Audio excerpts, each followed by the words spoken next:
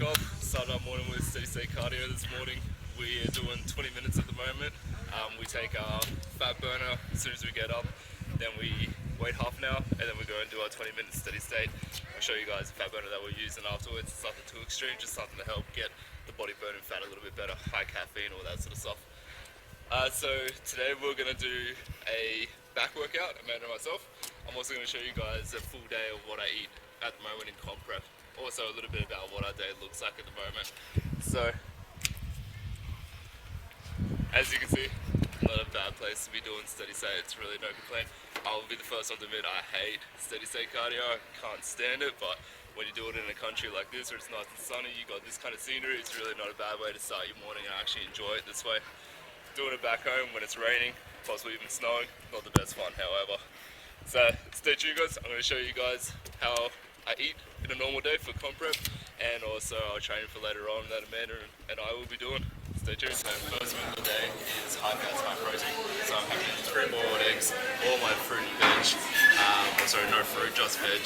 But this is, this way because we're out overseas in the moment. We're staying in an apartment, so they have a buffet breakfast. So I come in, I have this, and then when I get home, I have an extra bit of coconut oil to help bring my fats further up. And then I also have a protein shake to bring my protein a little bit higher.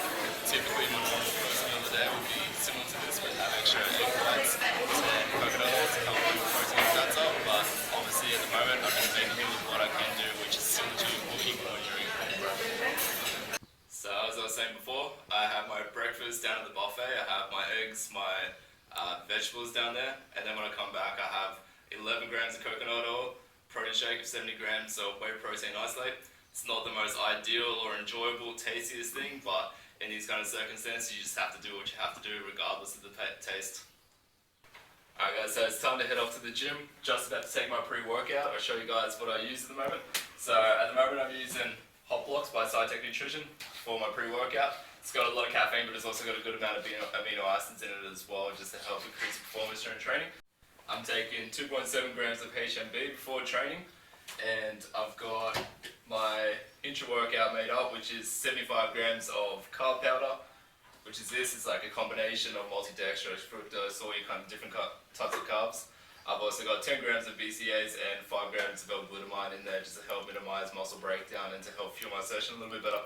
So we're going to head off, we're going to go do a back workout, and I've got some footage for you guys for that as well. Oh, and also for what I was going to show you earlier, this is the fat burner that we're taking at the moment in the morning. So my protein thermo extreme. It's got a good amount of caffeine in there, which is what you need to help burn a little bit more fat, but it's also got a lot of good herbs in there to help to actually support your body as well, like adaptogens and stuff like that, which takes the stress off your body a little bit easier so that you're not getting that large cortisol rise. That's what we're taking beforehand. We're off to the gym now.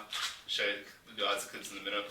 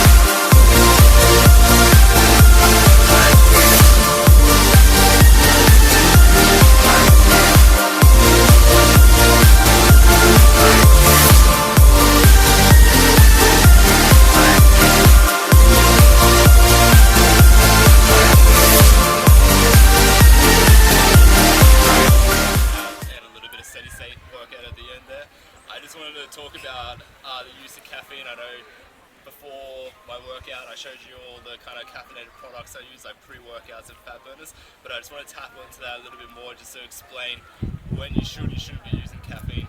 The thing is, caffeine does actually work really well for increasing performance and also for helping to drop body fat, but a lot of people make this mistake of relying on caffeine for energy and also for getting it through the workout.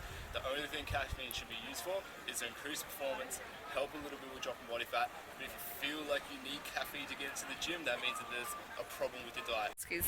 Unless, of course, you're exceptionally lean and you're getting right down to that really shredded stage where your energy levels are quite lacking, then you will need a little bit of caffeine, but it shouldn't be a long-term solution. You should be able to have a good diet that allows you to get all natural energy and then use those caffeinated pre-workout fat burning products to help achieve an actual goal, not to help get you the energy to go into the gym.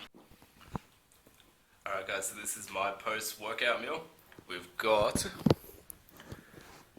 140 grams of oats, 70 grams of whey protein isolate, 1 large banana, 70 grams of strawberries, and then just got some cinnamon over the top with it, cooked with water just to keep the fats lower in this meal. The reason why I use cinnamon, and a lot of it, is because it helps to actually increase insulin sensitivity in the body, which helps to fuel the carbohydrates to go into the muscle cells to help replenish glycogen stores a little bit better, which just means that you don't have to store as much in the fat cells, which is obviously what you want when you're trying to cut down or even when you're trying to bulk up as well. Alright guys, so this is my third meal for the day. I had a perfect day lined up to hit all my meals, but we were working hard, I lost track of time, I got starving, I thought I had rice and everything cooked up at home, but unfortunately I didn't. So we decided to go for a fancy and romantic dinner out instead. So as opposed to showing you a perfect day, I'm actually going to show you how to deal with something when it doesn't go your way and you have to improvise. So basically, to me, this makes sense in my head. Saying it out loud, it's going to be a little bit confusing for you guys. My next meal is meant to be 150 grams of steak, a protein shake, and 14 grams of coconut oil. My meal that I'm meant to have now is 200 grams of rice and 200 grams of chicken. But I'm not having that. I went for a steak and I've got some potatoes and some rice to go for it instead. So I've got a steak, which is a lot more than 150 grams, but that will make up for the protein shake anyway, so that's not a problem. I've got about 100 grams of rice and about 100 grams of potato. Both of them have about the same nutritional status in terms of carbs per 100 grams, so that's my 200 grams of what would have been rice made up there.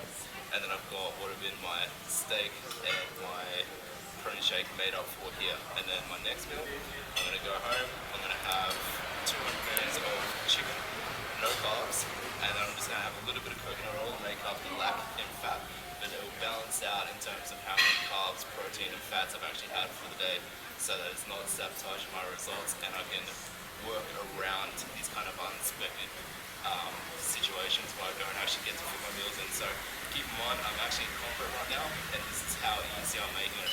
I'm not even worrying about using my fitness pal or anything like that, because I'm a badass like that. I can actually remember it off the top of my head, and I can work out macros on the spot, and I'm just making it work in my lifestyle. I'm not making it too rigid, too perfect. I'm keeping it really functional so I can live a normal lifestyle and do exactly this. So this is now meal number 4 for the day. This is the meal that I was meant to have earlier minus the rice. So this is 200 grams of chicken breast, and that's in like a garlic kind of seasoning. I've got some sauteed veg there, some spinach, tomatoes, ginger, balsamic vinegar, and some Himalayan sea salt. And then I've got some 85% cacao chocolate to go with that. So I'll be having 2 squares of that. My steak that I had earlier actually ended up having a lot more fat on it than I could see at the start, so I'm not having the coconut oil in this meal like I said I would. I'm leaving that out as I would have had roughly the same amount of fat in the previous meal from the steak. So this is purely just protein and a little bit, tiny little bit of carbohydrates and fats from the cacao meal. I've got one meal left after this one. Meal number 5. It feels like I've been eating all day long when I actually sit down and record the stuff for you guys. It feels much harder than usual. So now we've got 200 grams of chicken, 300 grams of white potato, some capsicum, some balsamic vinegar over the top of it. Daniel, can you tell what Irish people what capsicum is, please? Sorry, in Australia we don't call peppers, we call them capsicums. I think Australia is probably the only country in the world to do that, but basically a capsicum is a pepper. That's what I'm eating. That red stuff is pepper or capsicum if you're in Australia watching this. Anyway, so it's now, this is actually, we're eating this pretty late at night. It's now 10:30 at night. We've been hammering out a lot of work, getting ready for the weekend. Got a lot of reviews coming in on the weekend. That's when we do all of our check-ins for our clients. If you guys that are our clients actually watching this, looking forward to seeing your stuff. You probably, by the time you're watching this, it's already Sunday or Monday, depending on when I actually get to put this together and put it up. But anyway, so that's what I eat in a normal day. As you can see, there's flexibility in my diet, even with comp prep at the moment, but the stuff I eat is very basic. I don't try and make it too complicated or anything like that, and it's solely for the purpose that the more complicated you make your meals, the harder it is to stick to. So I prefer to stick to plain, simple stuff that's easy, quick to make, and you just can never get it wrong. You can't screw it up, you can't mess it up, and you're always going to have the ingredients on hand to actually be able to eat it. So that's what I eat in a full day at the moment. You also saw how I had to improvise when things don't go the way I do, so you can see that it's not as hard as what it seems. You just have to be a little bit smart and obviously know a little bit more about your nutrition to be able to know what you can do, what you can't do to stick within your macronutrient requirements, and also ensure that you're still receiving all of the micronutrients and antioxidants and all that good stuff that you also need in your diet. So I'm going to hammer this down. Amanda and I are going to switch off, watch a little bit of YouTube or Netflix. We'll see how it goes, and I'll catch you guys next time.